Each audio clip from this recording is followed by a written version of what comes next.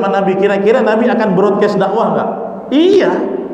Bung Heraklius aja dikirim broadcast kok. Heraklius, raja, ya, Kaisar Kisra yang bengis itu dikirim surat. Ya, saya sering ikuti ini buat mahasiswa calon sarjana.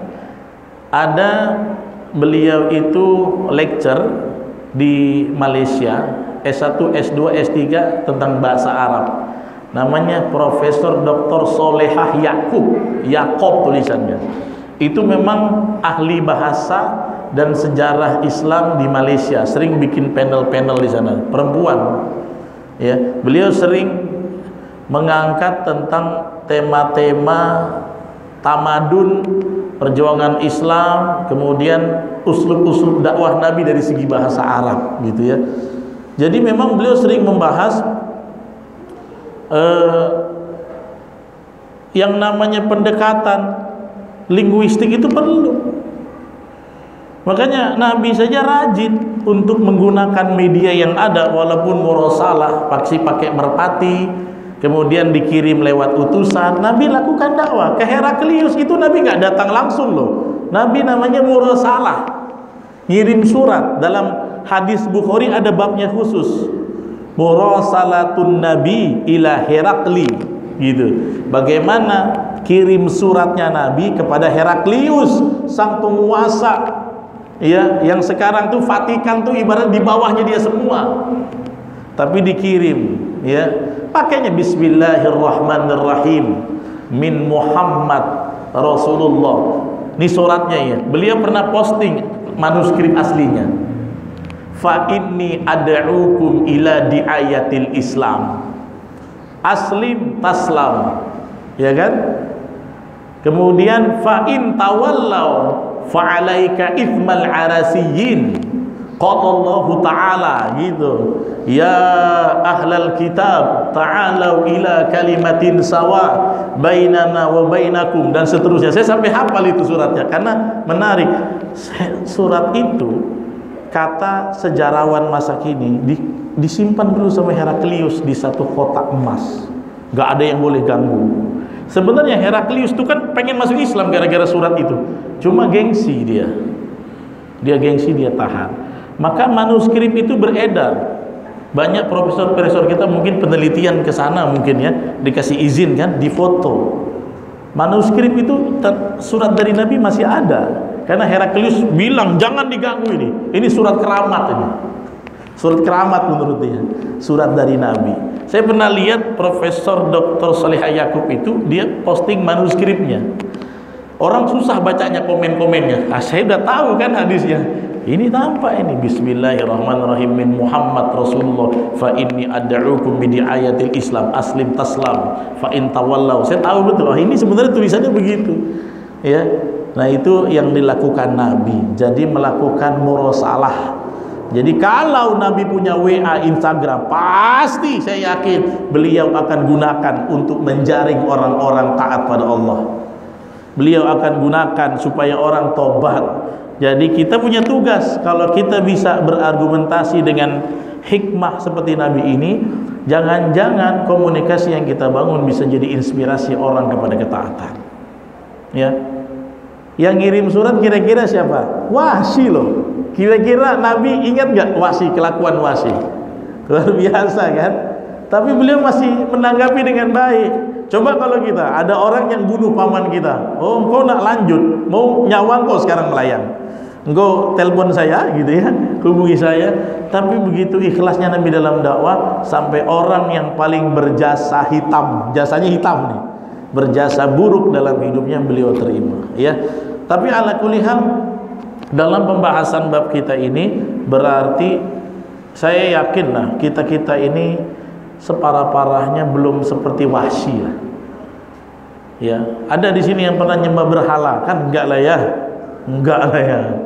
Pernah bunuh orang Islam sengaja? Kayaknya enggak lah ya. Ya. Tapi kita lebih harus lagi gencar mencari pintu tobat ya. Nah, kembali kepada hadis tadi ya. Jadi hadis tadi itu ya, hadis riwayat Muslim tadi adalah khobar tentang ar-roja, harapan.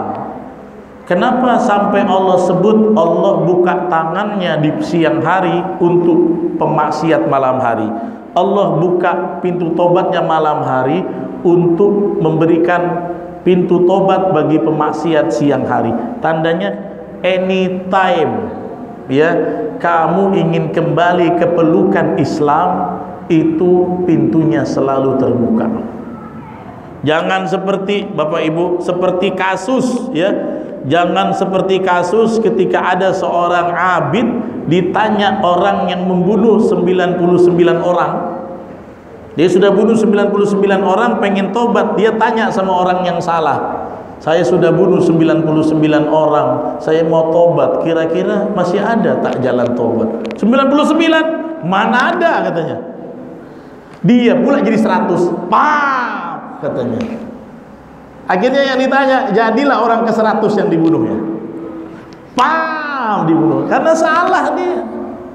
Kalau Nabi separah-parahnya, pasti ada harapan. Coba, dalam sejarah Islam, siapa orang yang pernah kafir membunuhi banyak orang Islam? Tangannya ini penuh darah orang Islam. Akhirnya dia masuk Islam. Ada yang tahu nggak? Siapa? Khalid bin Walid. Ya, Khalid bin Walid itu tokoh sentral yang membabat habis kaum muslimin dalam perang Uhud. Dia itu komandan peletonnya masih kafir waktu perang Uhud 5 Hijriah. Ini kan pembalasan ya. Khalid bin Walid itu di pihak kufar Quraisy. Dialah yang mengambil alih Jabar Romah itu. Mengambil alih Jabar Romah, mati banyak di perang Uhud. Mana mayat-mayat Uhud itu di Baqi di Madinah. Ya, nanti kalau kita umroh sama-sama saya kasih tahu. Walaupun sekarang masuk Baqi dilarang-larang. Pakai jam. Biasanya habis asar. Kuburan Baqi itulah syuhada Uhud.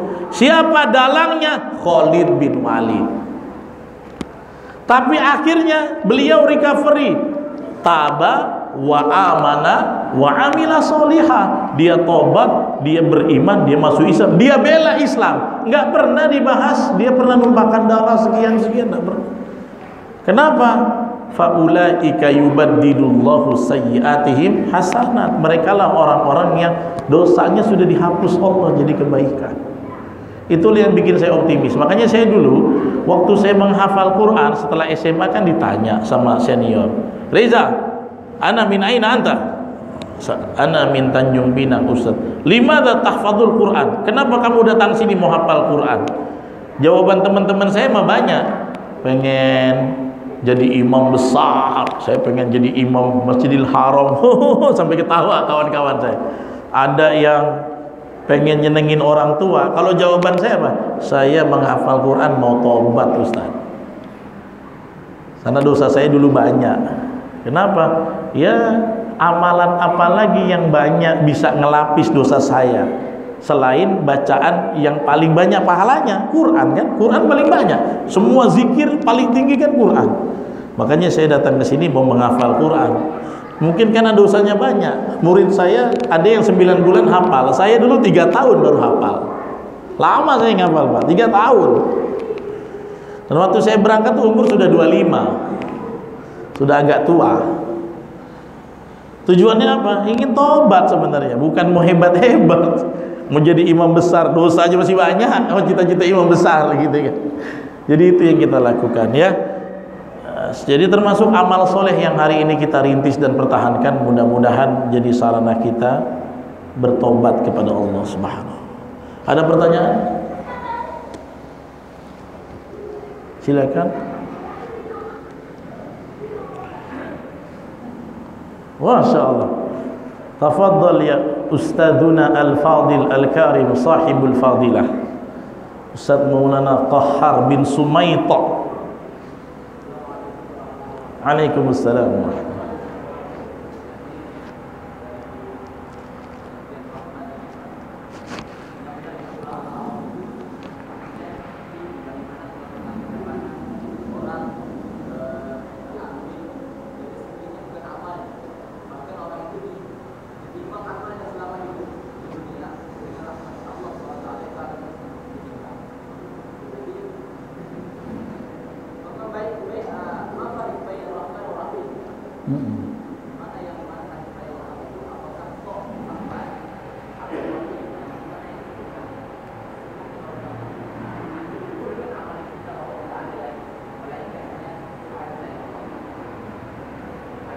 Iya, itu pernah ditanya juga.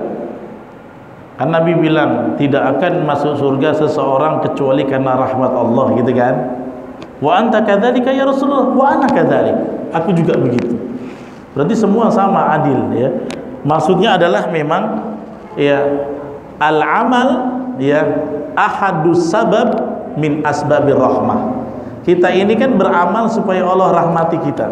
Kenapa? Karena ada orang yang beramal nggak dikasih rahmat, amalnya nggak kabul. Ada orang sholat, menghafal Quran, belajar agama, tapi Allah nggak kasih rahmat. Kenapa? Amal tapi nggak kabul, nggak mutakabbalan. Riak lah, salah niat lah, masih pergi ke dukun lah, ibaratnya gitu. Dia sholat 40 hari ditolak, tapi tiap bulan ke dukun. Akhirnya apa? Dia beramal tapi nggak Allah rahmati, nggak diterima amalnya. Makanya amal yang paling natijah yang paling kita tunggu adalah dengan amal soleh dia menjadi sababun ya min asbabi rahmatillah, salah satu sebab turunnya rahmat Allah sama kita. Jadi kita beramal nih supaya tujuannya Allah rahmati kita, gitu. Jadi jangan sampai ada orang yang pakai narasi gini, Ustaz. Ya udah, saya mencari rahmat aja, gak usah sholat, mimpi gitu kalau kita bilang. Ya udah, kita gak usah beramal, langsung aja minta rahmat. Ngayal kamu. Orang yang beramal aja belum tentu dapat rahmat, apalagi engkau tak beramal, lebih jauh lagi.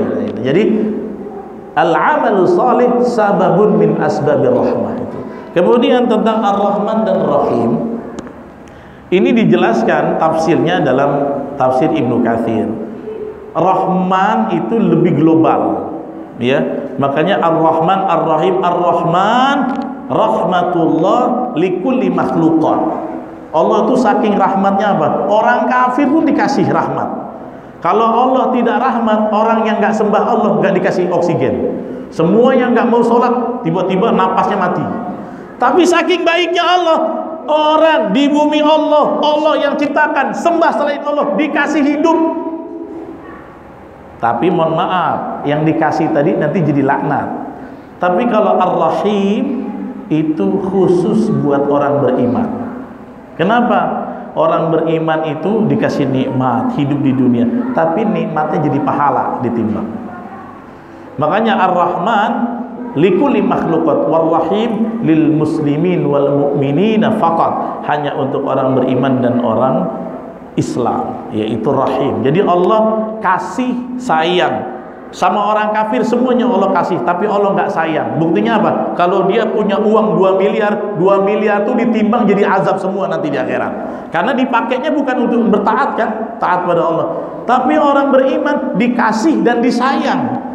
Dikasih rezeki, dikasih nafas, dikasih uang. Uangnya dipakai untuk nafkah keluarga, untuk bantu kawan, untuk kebaikan, untuk ibadah. Itu uangnya jadi pahala. Itu bedanya. Makanya orang kafir dapat rahmat, tidak dapat rahim.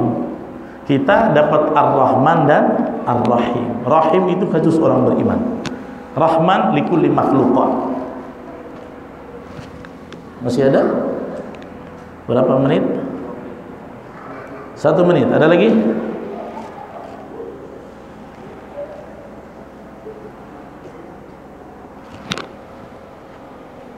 Tunggu aja. Baik, demikian ya yang bisa kami sampaikan. Terlebih terkurang mohon maaf. Kita tutup dengan doa kafaratul majlis. Subhanakallahumma wa bihamdika asyhadu an la ilaha illa anta astaghfiruka wa atubu ilaik. Assalamu alaikum warahmatullahi wabarakatuh.